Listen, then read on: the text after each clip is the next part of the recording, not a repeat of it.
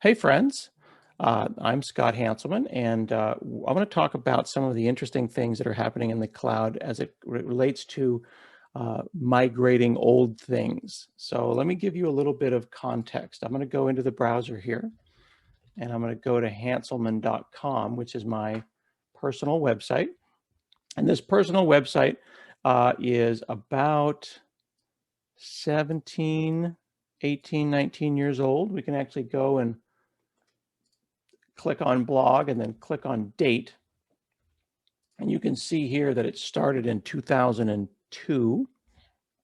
And it has had, new CSS, it has had new design and upgrades and stuff.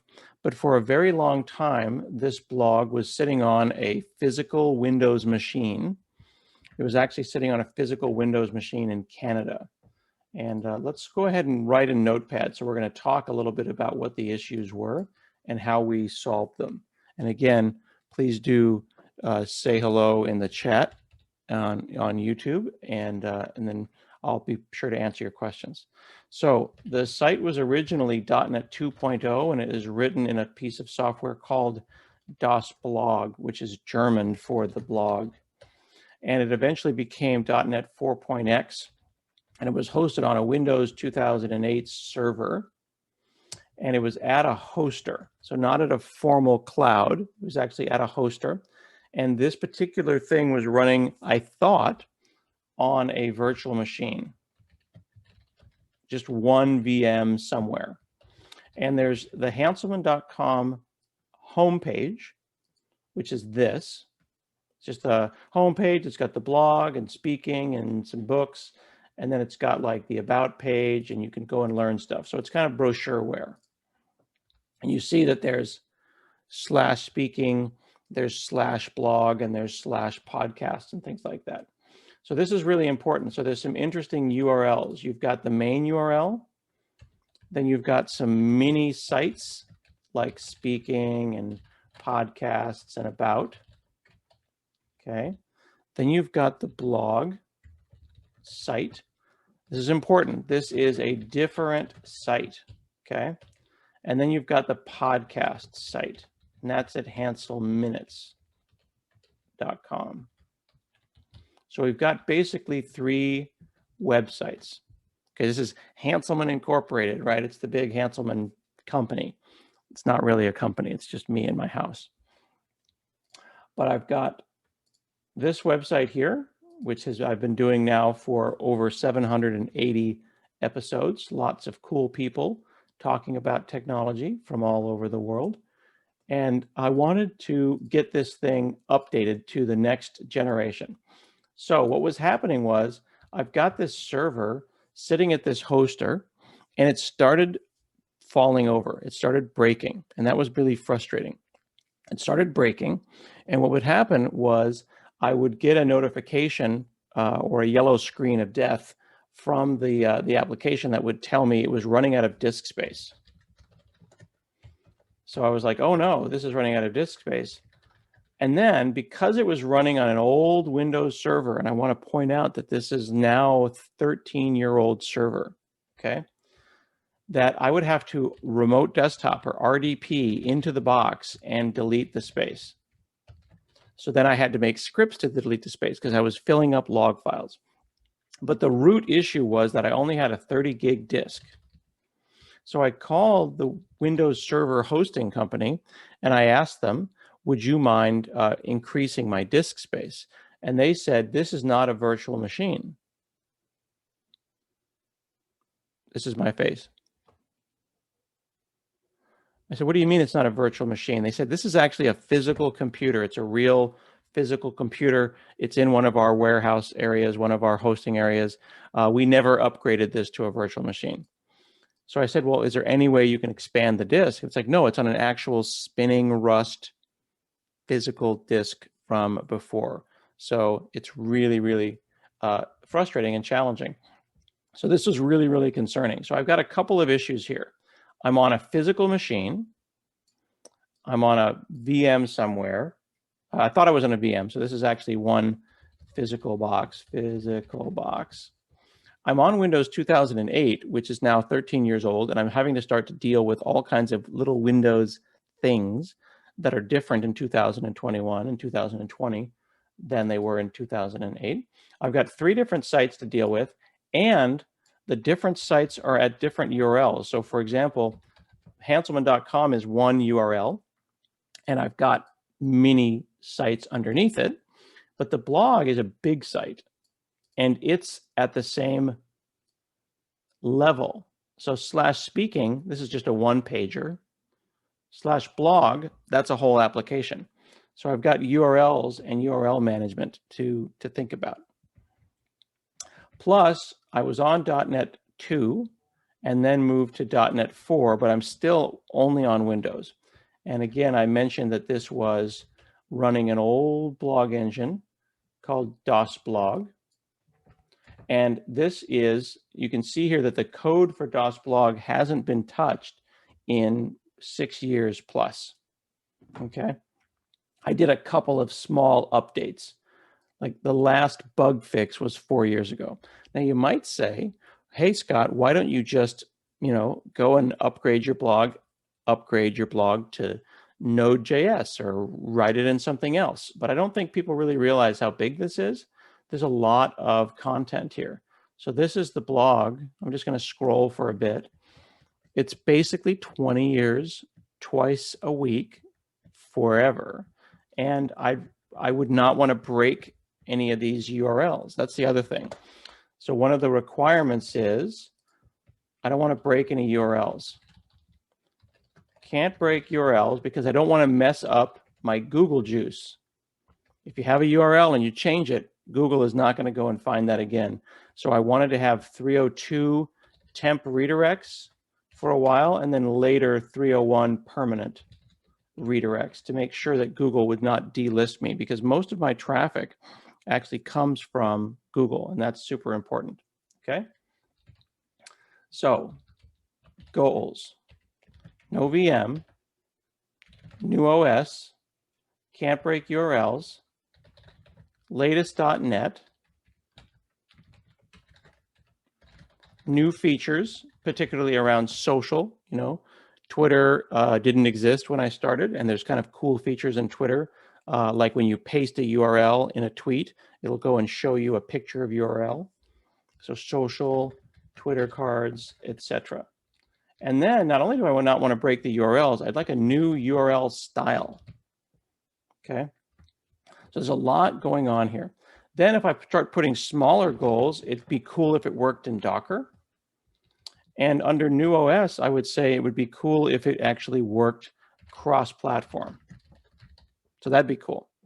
So remembering that there are 3 different websites and the blog is the biggest one, we can move the blog down in the list and we can focus on the mini sites, then the podcast, which is slightly larger, and then the blog.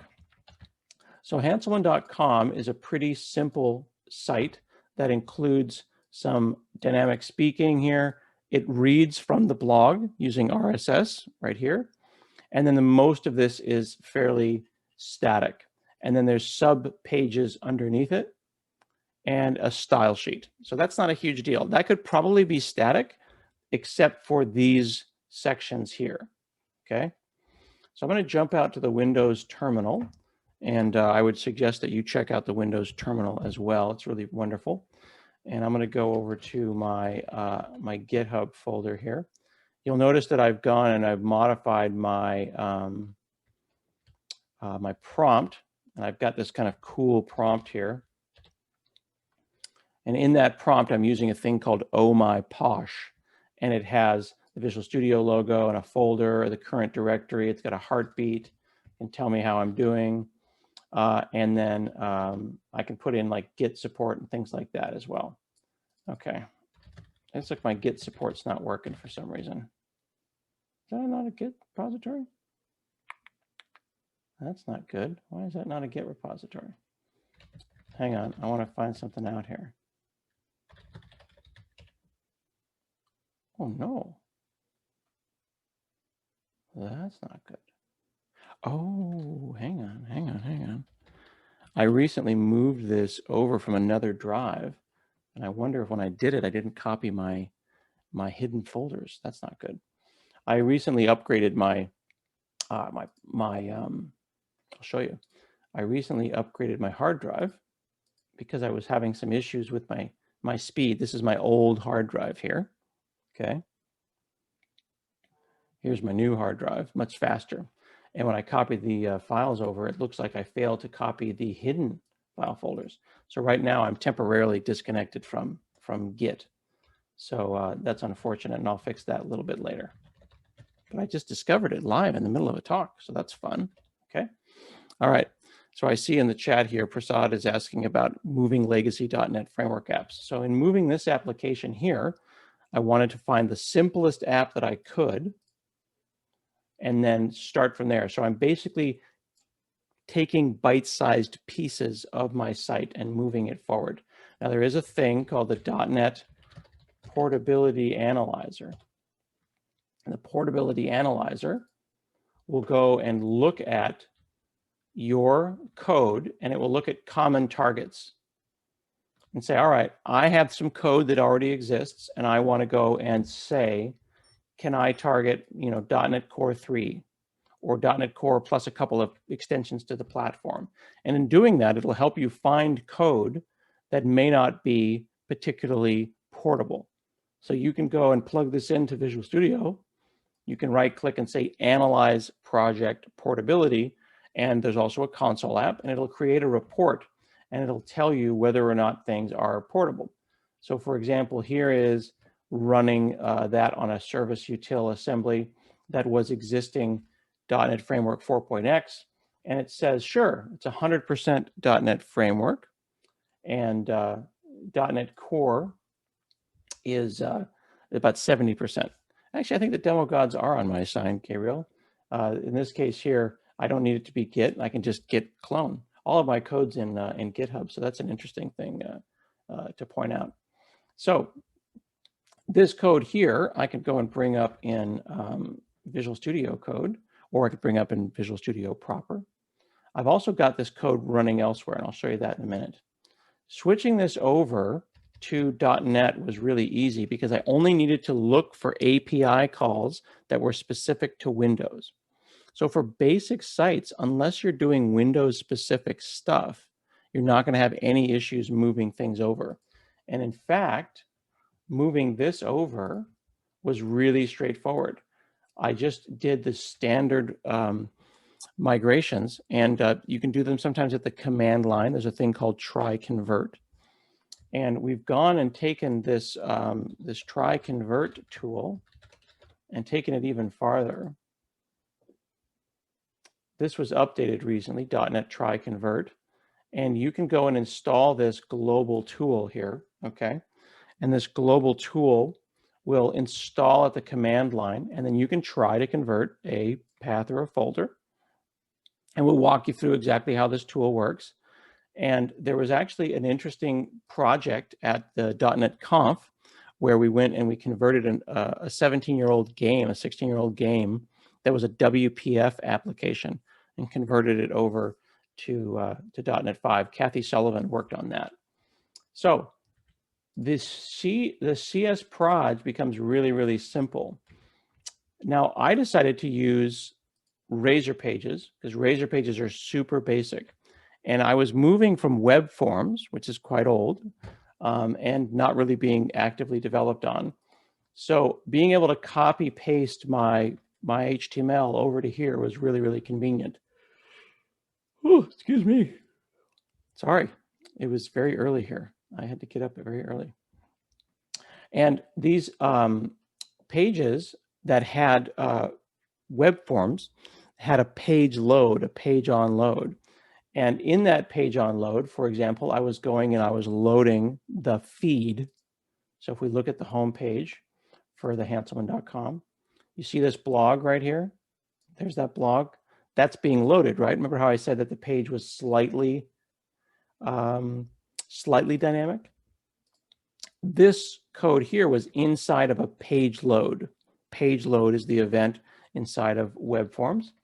So what I'm doing here is I'm just using system.xml to go and load my RSS feed. And then I'm using link to say for each item in items, and I spit them out, and then I put them into a cache. And right now I'm caching the blog for about 4 hours. So not that complicated. What's interesting about this is that this is basically 15-year-old code. It works just fine. There's no reason that it wouldn't work under .NET Core, now .NET 5. So if I go out to the command line here and just say .NET build,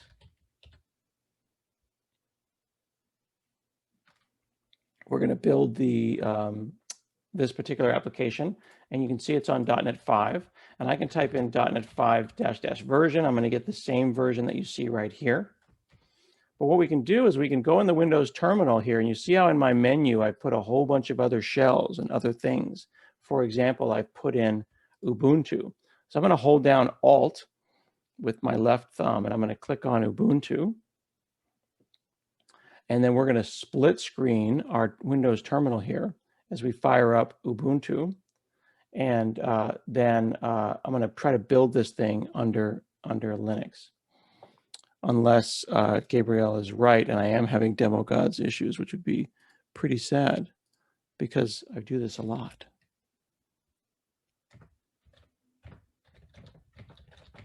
That would be awfully sad.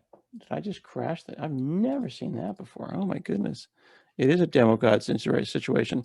Well, one of the fun things that happens when you do have a demo issue and things start breaking is you get to start finding out why they are breaking.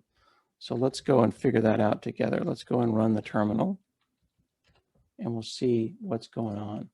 So I'm going to just bring it up again. I'm running preview versions of everything.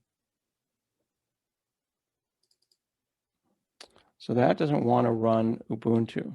So let's go out to the command line, find out why not. Okay, so there's my different versions of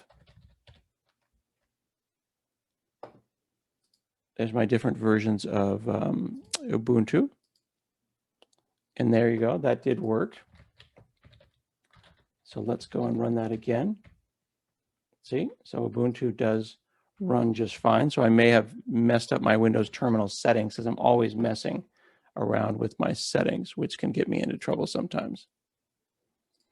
Okay, so now we'll go and we'll say bash, and we're going to go to the home folder here.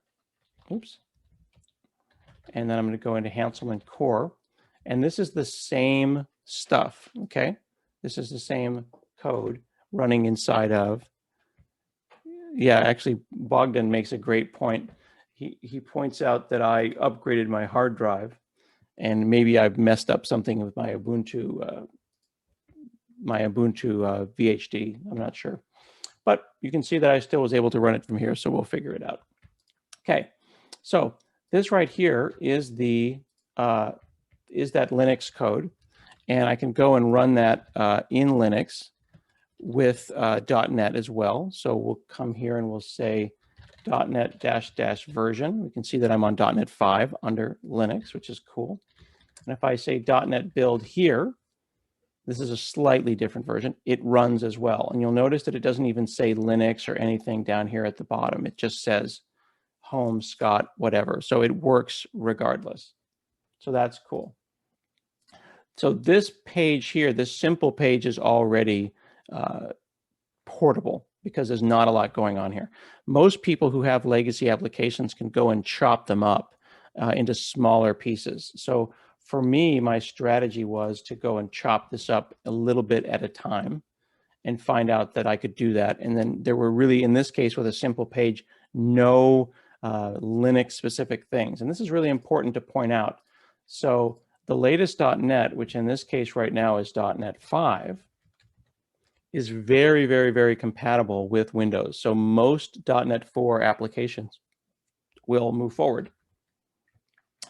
Things that you might have a challenge with are usually path separators.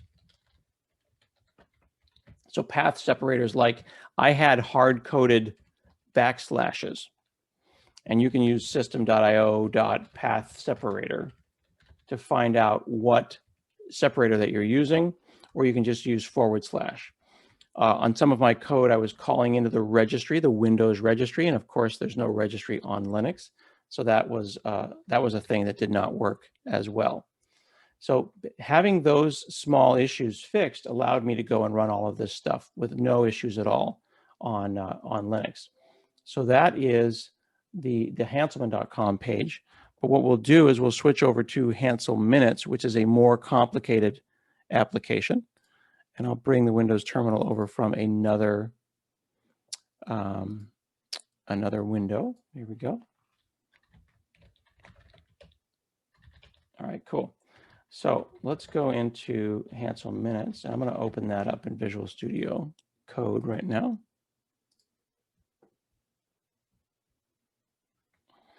Okay, while that's coming up, there we go.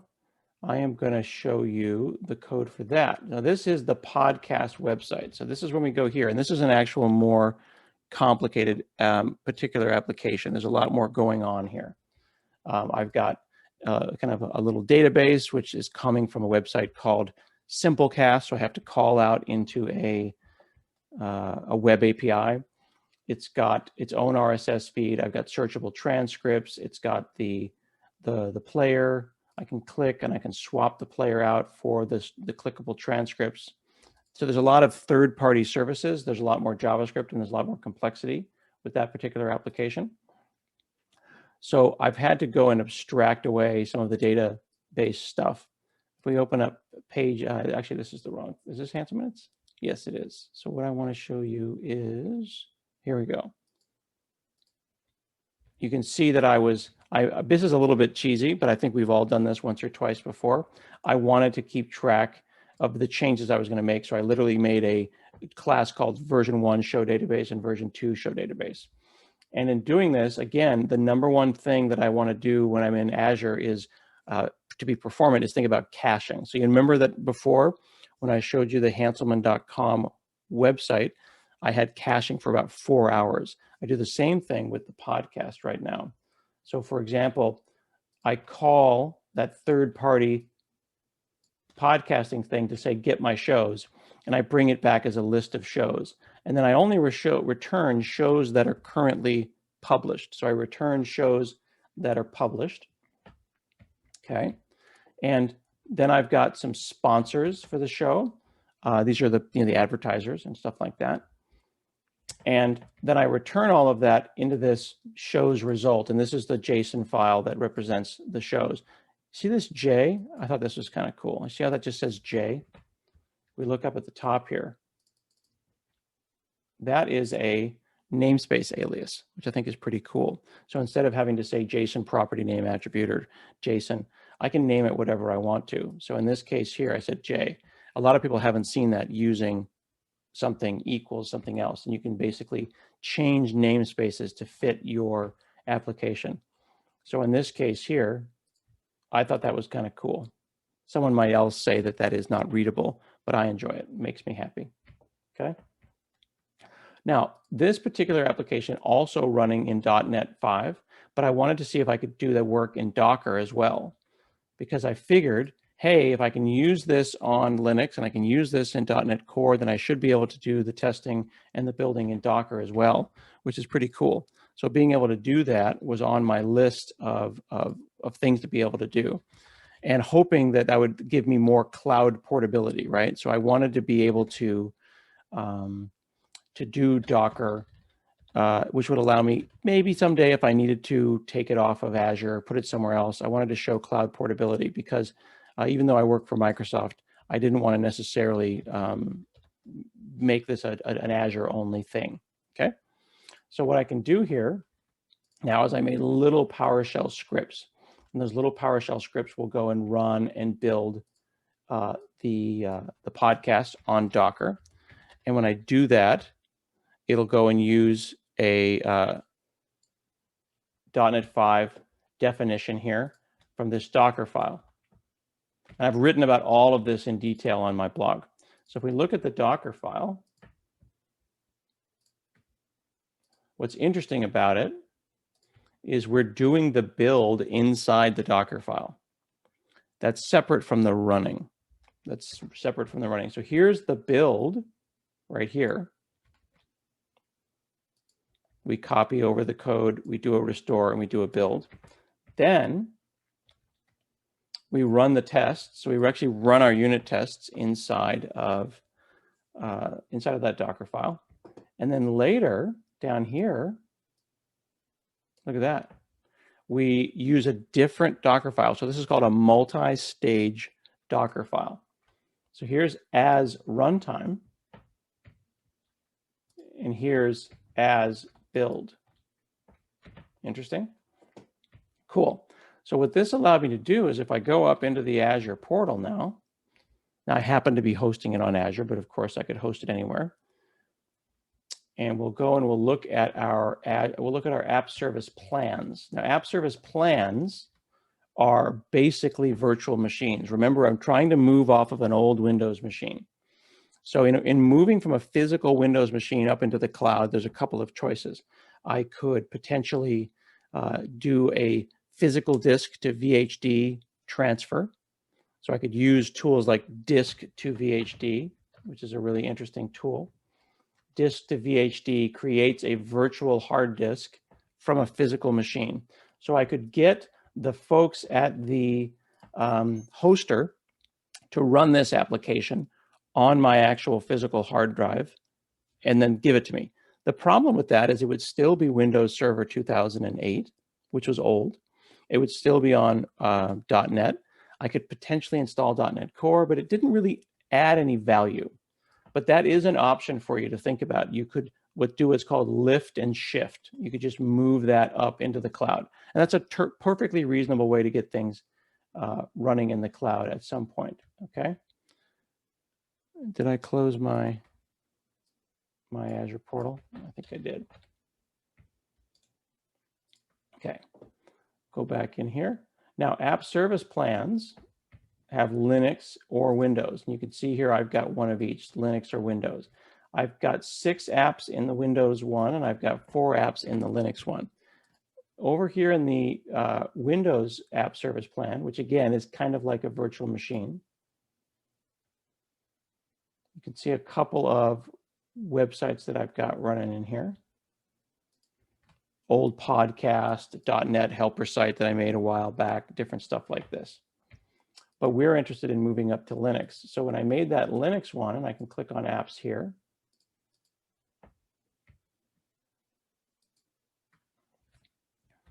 I've got my main 3 websites here. I've also got Azure Friday, which is my show about Azure.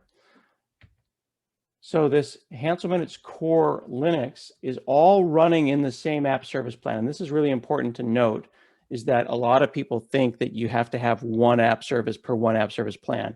But I can fill this up with as many apps and slots as I want, as long as I have the CPU and I have the memory. So in this case here, I've only used 50% of my RAM. I've got lots of room here.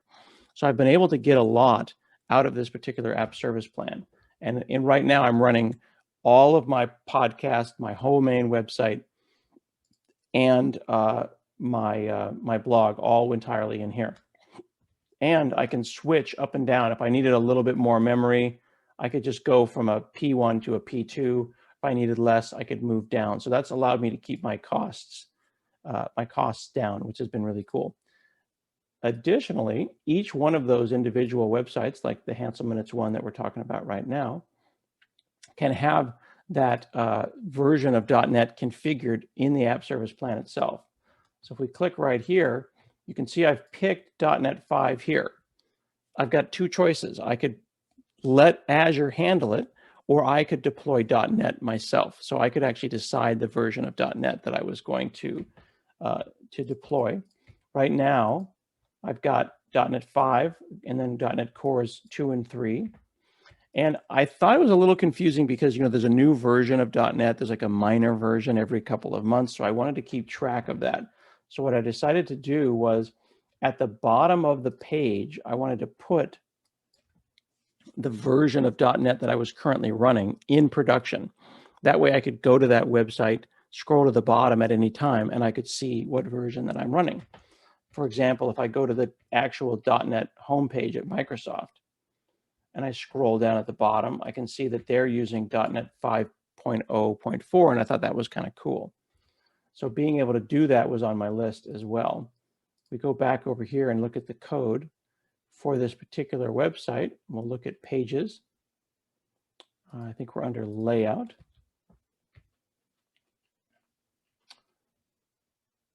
Let's find, here you go, right there.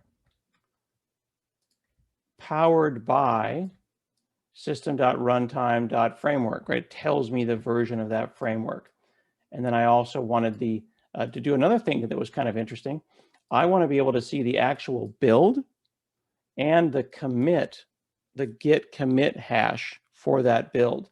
This is kind of cool. Now, right now I've got that out to the public, but I could also make it so if it was logged in as administrator. So I could say, if you're an administrator, you can see that, otherwise you can't.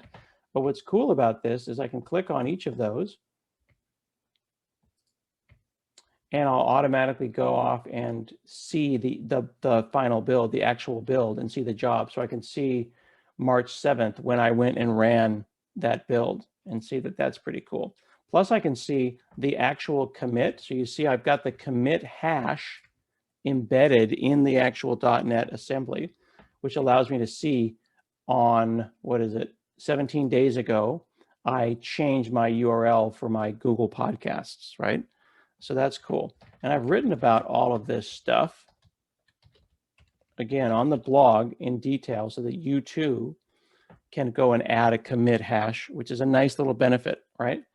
Now, what's significant about this is before, when I was doing my work on a physical machine on .NET 4 that was a Windows machine, I would go into Visual Studio and I'd have to right-click and publish my application. So I didn't have any kind of nice continuous integration, continuous deployment, which you want to have, right, if you can. So then I had to decide if I wanted to use Azure DevOps or if I wanted to use GitHub Actions. I was more familiar with Azure DevOps, so what I went and did is created a pipeline inside of Azure DevOps that would automatically, when I checked things into main, here's that Google Podcast link, it would go and run that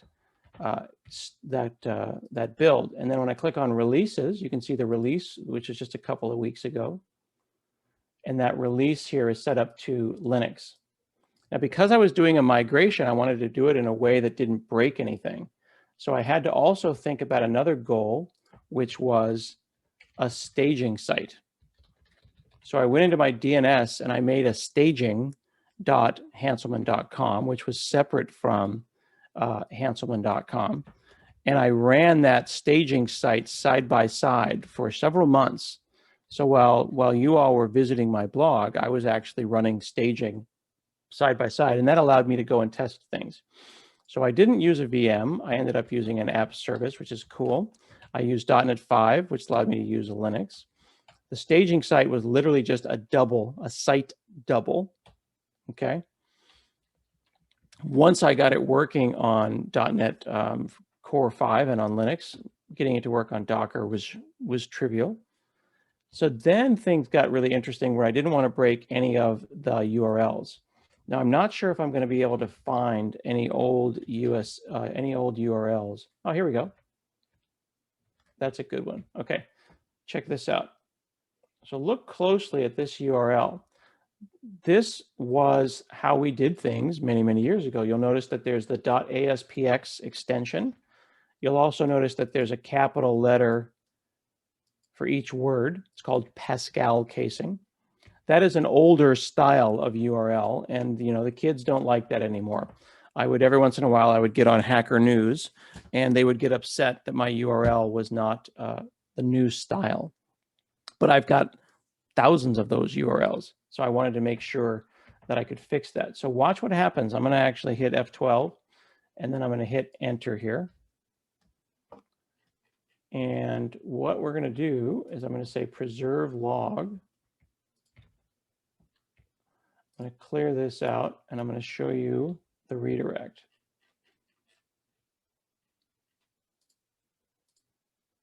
Did we miss the year? Okay, here we go. Oh, all. There we go. So here, was the original URL. We're doing a 301 redirect, and I'm changing this from that old style URL to they call kebab casing or shish kebab casing, where you've got a word with a hyphen in between, a little spike like it's a shish kebab. Okay.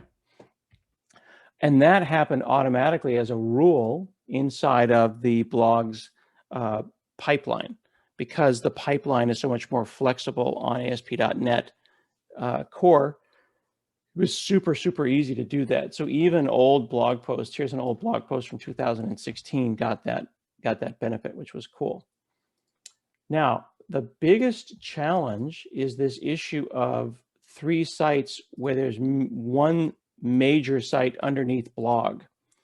And that's a little bit harder than you think. If you think about it in the context of IIS, in IIS, the Internet Information Server that you use on Windows, you can just say, make a new application, and it'll be /blog or /whatever. But in Azure, it's harder to do that, because right now I've got the parent site, and then this down here is /blog. See how good my handwriting is when I write with my mouse. Actually, no, it's up here. I made a mess. How do I make these 2 peer applications appear that they are in different locations? So what I ended up doing was using a thing called Azure Front Door. Okay, Azure Front Door is kind of similar to Cloudflare, has this designer, and the Azure Front Door designer is really, really flexible, and it allows me to take those different front-end domains. Remember I said I had a staging site as well, and then express a back-end pool. The main site and the blog are 2 potential backends. And then I could do main and blog as separate routing rules. So I can click here on blog, and then I put in a pattern to match. So if someone types in hanselman.com, they get the main site. If they type hanselman.com/blog or /blog and anything else after it, then that will automatically get sent to a different backend. So I can go here to the route details, and you can see that I forward HTTPS traffic to the backend pool. That's given me a lot of flexibility. So people can go to the .com. It's very fast. They get that particular website. When they click /blog, they're getting an entirely different Azure website. And that is being managed entirely by this here. Now look at this. We've got some interesting warnings here. So I've turned off staging. So those 2 warnings are currently reasonable warnings. And then it says the domain hanselman.com has HTTPS with my own certificate. Okay, that's because I wanted to manage the certificate, because I have a wildcard certificate. So if I click on this and we look at this certificate, we can see that it's going to expire in October of this year. So the certificate is mine. I bought it, but it's being managed by Azure right now, and it's sitting on the back end. But they're pointing out that it has HTTPS enabled with my own certificate. What that means is, if the certificate expires, it's not going to know and pick another one. So that's really interesting. If we click on hanselman.com, you can see that there's 2 options here. I could have a front door managed certificate. They would just get one for me and manage it and do everything. Or I can use my own certificate, which I have done manually. So here they're saying you should probably just grab the latest one. Right now I've picked a secret version that is very specific. And on October 16th, set your calendars, my blog certificate will expire. This is a new feature in Azure Front Door where I could go down in here and I could pick a latest instead of a specific one. And that would be a little bit more convenient. That feature just came out, so I don't feel too bad that I don't use it, but I do have to keep track of my, my certificates. Same thing happens over here. The certificate on Hanselman will be expiring in July as well. Letting Azure handle those is a nice thing. And then finally, I had a bunch of little small websites that were just stupid little websites, little one-pagers. Everybody has those one-pager websites. Here's a very silly page that says how many keystrokes do you have left in your hand. So you can type in your age and how fast you type, and it'll calculate how many keystrokes you have so that you can prioritize your time. This is a little simple domain. I didn't want to really pay for this, so I wanted to figure out what was a cheaper way to go and run this. And then I discovered static web apps. And then I moved, in this case here, 9 of my applications over to Azure Static Web Apps. They build out of GitHub Actions, and they're free in preview right now, so I don't have to pay for any of that. For the Rescue is asking if Front Door is different from App Gateway. Yes, actually, I did a really great Azure Friday with Azure Barry about this, and he was talking about Front Door and the gateway. And here are some Front Door service conversations. Azure Front Door is kind of like the all-in-one load balancer, because Front Door is global and App Gateway is regional. So Azure Front Door is a CDN. It is a load balancer. It is a layer 7 load balancer. So it's really thinking about things at the highest level. And Front Door can get you and load balance between different scale units. But then once you get to a region like West US, then the application gateway at that point would go and tell you, well, which individual container or which individual VM would you scale to? So you can kind of use those yourself, and then you can read the docs here where they talk about deploying an application gateway behind a Front Door. So I'm doing what Front Door does best, which is path-based load balancing at the global level. I don't need to go doing traffic within my VNet, which would be an application gateway thing, because Front Door does not work at the VM or container level. Okay, good question. So to recap, as we're running out of time here, had an existing .NET 4 application that I was able to move over to .NET Core. In doing that, that allowed me to run it on Linux. I had a couple of small issues, and again, all of this has been written up on the blog. And in fact, if you go up to my blog, most of the terms use the word migrating. So there you go, migrating the blog to Azure. I talk about not breaking SEO, and then I have links to existing discussions. I talk about Azure Front Door, talk about updating. I went from Azure, I went from .NET Core 2 to 3 and now to 5. I went from Windows to Linux, and explain the whole process in a series of blog posts, as well as this particular talk right here. And here, then I moved the Hansel Minutes podcast site and the blog itself. And then I did what was called a scream test. A scream test is when you shut something off and you see if anybody's going to scream.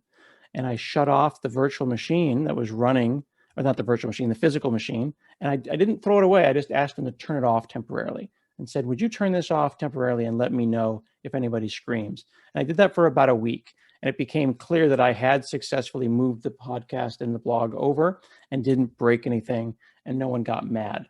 So that worked out pretty nicely. This was all done over a series of multiple months, and it was done very systematically. This is not the kind of thing you're going to pull off in a weekend. And the fact that none of you noticed it means that I did a decent enough job. Things that I think I could have done a better job of is having the staging site probably still being up. Right now, I still deploy directly into production using Azure DevOps. I think I'd like to have a deploy to staging and then flip it from staging to production. But it is a lovely time to be a .NET developer, and being able to take my blog, which is nearly 20 years old now, and bring it into the future, have it running on Docker, having it running on Linux, means that I could move to Kubernetes potentially in the future. I could move to another cloud if I wanted to. And it makes me feel a lot more comfortable about the future of my own personal website. So I think that is my time, and our new friend is here to do their talk. So let's ask our host to join us back. Dan. We're here. Hey, hey, hey. Okay, so the good things will never stop. Probably it's a good time to be a .NET developer, and there's still work on the migration and on modernizing, right? There's But always work to be done. I think the most important thing to understand is are you calling operating system specific APIs? And if you are, have you abstracted it away? So for example, we recently translated a game I made for babies called Baby Smash over into .NET 5. That doesn't mean it runs on a Mac now, because it still calls Windows APIs. It does mean, though, that because it runs on .NET 5, that I can put it on a USB key with no install on a machine that doesn't have .NET, and it's one executable, babysmash.exe, double click, and you're done. Pretty cool. By the way, we also have with us Dylan. Hi, Dylan. How are you? I'm good. How are you? Lovely to see you. You too. Not, keep meeting like this. Not It's quite weird. the same hallway track. We're not like wandering around the hallways like we usually do. It's the global hallway. It's where we all just live now. It is the global hallway. And after I'm done, guess what I'm going to do after I'm done with this talk? I'm going to put on my socks. Wow. That's the kind of conference that we're running here. I'd put mine on earlier because it's a little chilly here in London still. Overachiever. Well, you know, I'd have something to do this morning. I've only got 3 conferences today.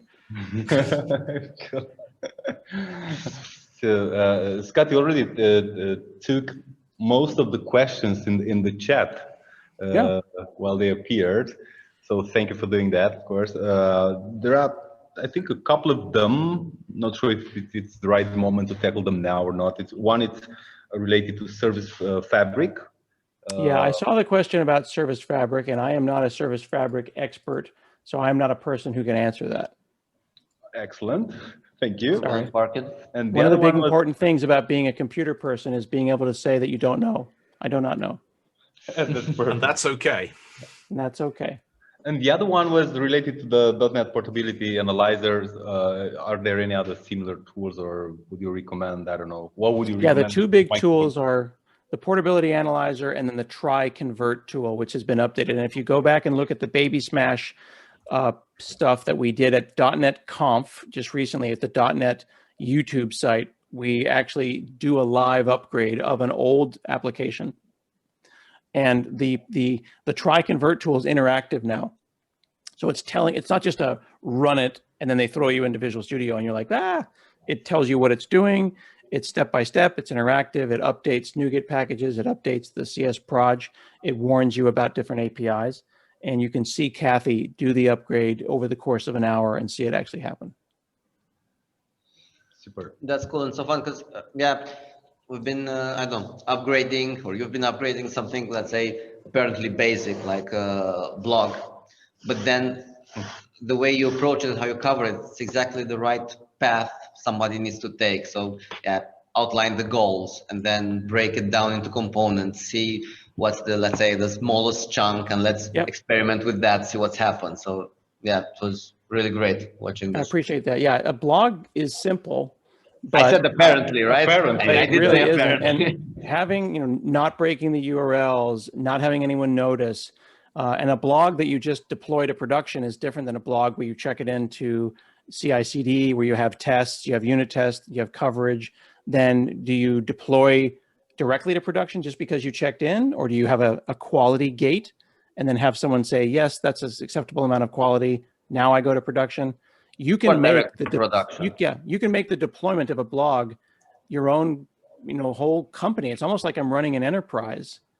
I've got a dashboard, I have a picture of the world map with pins in it about all the data centers that I'm in all over the world. It's a very powerful feeling.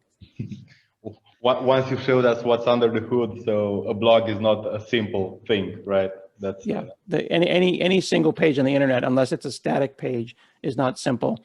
And now that we have SSL, you've got to keep Let's Encrypt always updating and things like that, and also making it work globally. I didn't have time to talk about it, but I also added a CDN with Azure Front Door, so all of the images are local to you. So if you visit my blog, the blog will be served from Chicago, but the images are going to be served from a CDN down the street from you. So the images should be fast.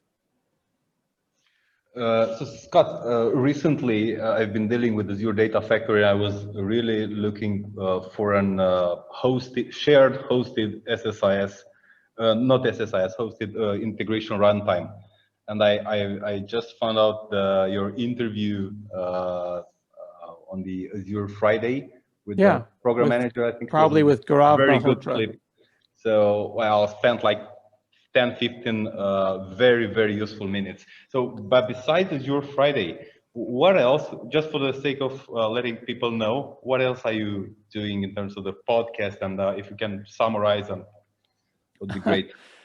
I am having fun being a professional enthusiast. So I'm very enthusiastic about software, and I want you to be as well.